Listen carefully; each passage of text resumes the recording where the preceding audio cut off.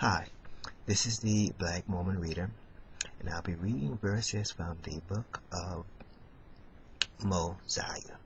Up to this point, Mosiah has disappeared from the book. We left off with Alma running into the wilderness with 450 members of his church. So let us pick up the story, and we have another character coming into this thing.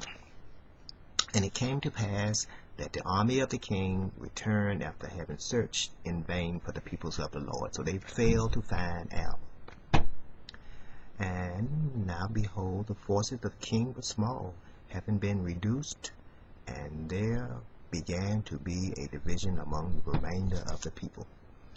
And the lesser part began to breathe out threatenings against the king, and there began to be a great contention among them.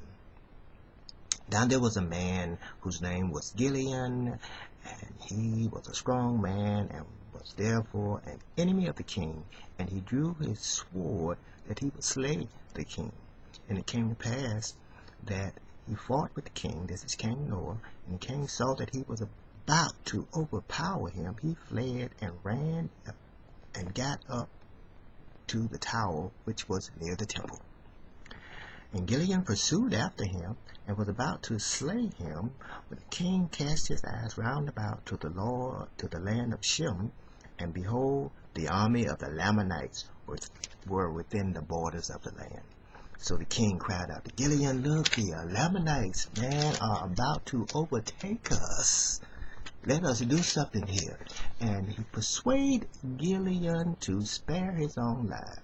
And the king commanded the people that they should flee before the Lamanites into the wilderness with their wives and their children. And it came to pass that the Lamanites did pursue them and began to overtake and to slay them. And now it came to pass that the king commanded them that all the men should leave their wives and children and flee before the Lamanites. Now there were many that would not leave, but rather stay and perish with their wives and their children, and some left.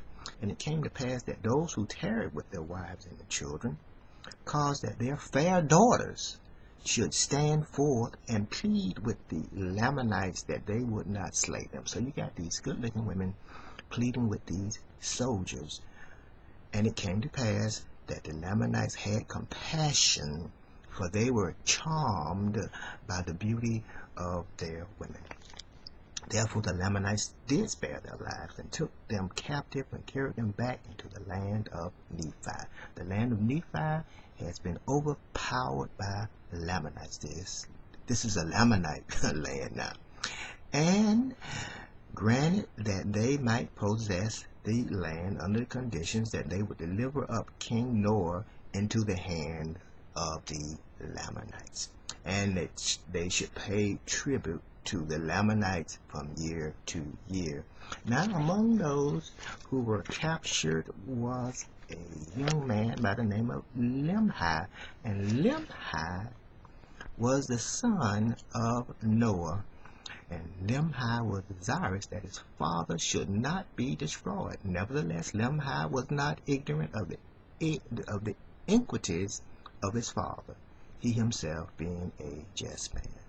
And it came to pass that Gideon sent men into the wilderness secretly to search for the king and those that were with him. And it came to pass that these men met the people in the wilderness, all save the king and the priest. Now they had sworn in their hearts that they would turn to the land of Nephi, and if their wives and children were slain, and also those that tarried with them, that they would seek revenge, and also perish in fight, that they was going to fight to death for revenge. And the king had commanded them that they should not return, and they were angry with the king, and they caused that he should suffer by fire. They burnt him to death. And now they were about to take the priests and put them to death also, but the priests fled into the wilderness. And it came to pass that they were about to return to the land of Nephi, that they met the men of Gilead. And the men of Gilead told them all that had happened to their wives and their children, and that the Lamanites would grant unto them that they might possess the land by paying a tribute unto the Lamanites of 1/2 of all they possessed. And the people told the men of Gilead that they had slain the king, and the priests had fled farther into the wilderness. And it came to pass that after they had ended the ceremony, that they returned to the land of Nephi, rejoicing because their wives and children had not been slain. And now they were happy, and they told Gilead that they had killed the king.